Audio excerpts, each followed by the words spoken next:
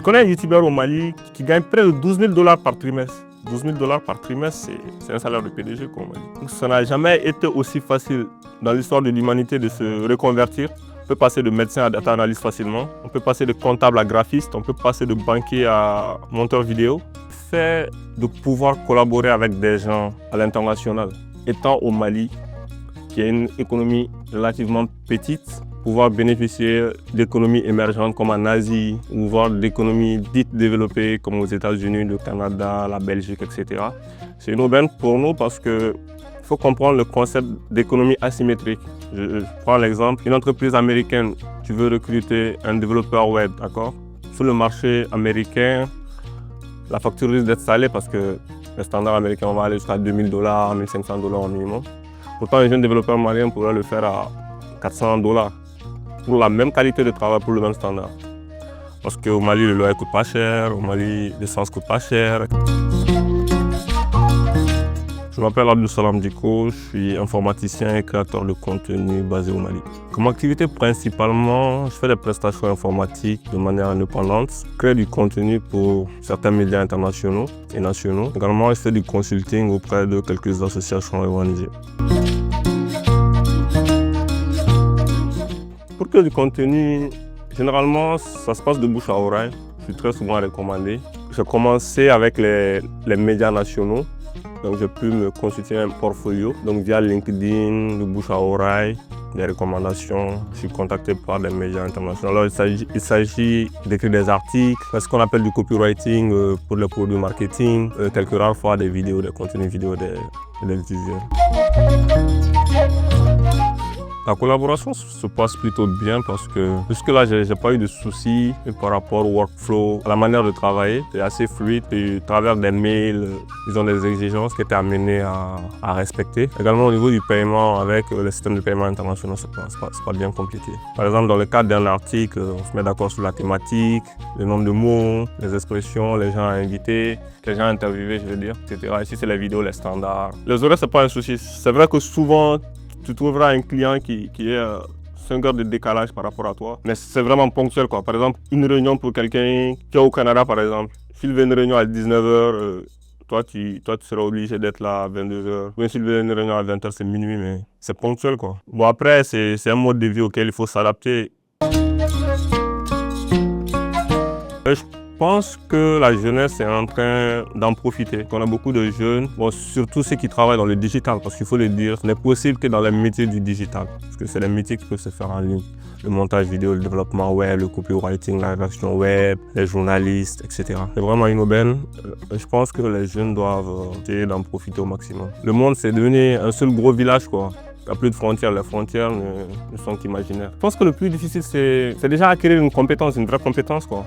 Avoir des preuves de compétences. Parce que dans ce cas de figure, on te contacte ou bien même quand tu démarches les clients, on t'accepte par rapport à ce que tu sais faire, quoi. Il n'y a pas une histoire de CV, il n'y a pas une histoire de j'ai un bac plus 5 ou un bac plus 8. C'est généralement des recommandations ou bien des liens, quoi. Par exemple, quand tu veux écrire un article pour un média international, c'est envoie les liens de ton travail, quoi. Si tu veux être un graphiste pour une grosse marque, envoie tes travaux, envoie ton portfolio.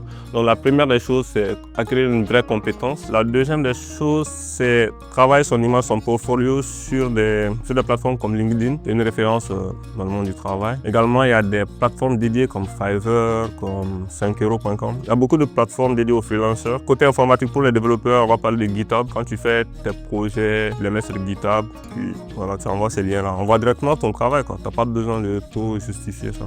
Curieux, se démarquer, demander aux gens de te recommander. Par exemple, tu as un ami qui fait de la vidéo, tu peux lui dire, bon ok, si dans tes projets tu as besoin d'un photographe, je suis là. Je pense que les autorités peuvent en faire un levier pour lutter contre le chômage. On sait qu'au Mali, le chômage, c'est l'un des problèmes majeurs. Je suis conscient des efforts. Des programmes comme l'ANPE, etc. peuvent faire des formations, essayer de guider les jeunes à la reconversion, mais plus au métier du digital et comment attaquer ces marchés internationaux-là. Parce que je suis convaincu qu'on a beaucoup de talents au Mali qui manquent juste de repères, quoi. Donc, je pense que quelques formations pour les apprendre à travailler leur image, à avoir des portfolios,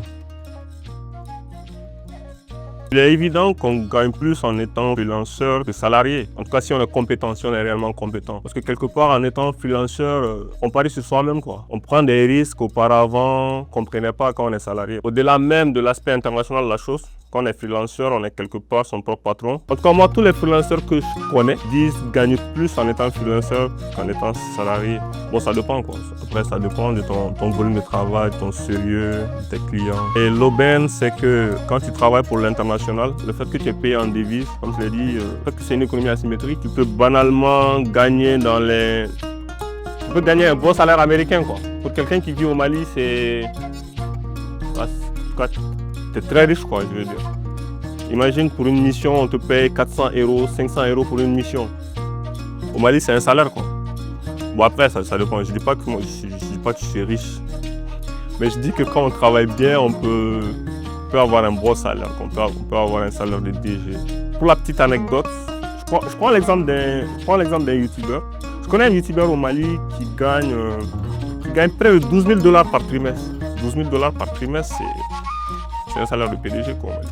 J'exhorte les jeunes, bon pas que les jeunes, même les vieux peuvent s'y mettre s'ils veulent, à s'intéresser à l'aspect professionnel du digital, à comprendre qu'aujourd'hui le monde c'est un seul pays. Avec Internet, on vit dans un seul pays et qu'il n'y a pas de barrière. Avec ne serait-ce qu'une compétence, une seule, on peut se faire beaucoup d'argent si on est sérieux, si on a un portfolio. On peut attaquer des marchés à l'international, bénéficier de l'économie asymétrique. Être payé en dollars, étant dans un village à Ségou, c'est possible. On peut utiliser les digitales pour acquérir des compétences, pour avoir des diplômes, des certifications à l'international, pour être plus compétitif. On peut également se reconvertir. Je vois beaucoup de jeunes qui évoluent dans les domaines qu'ils n'aiment pas trop. Donc j'exhorte les jeunes à aller vers ça, mais à le faire de manière professionnelle, quoi.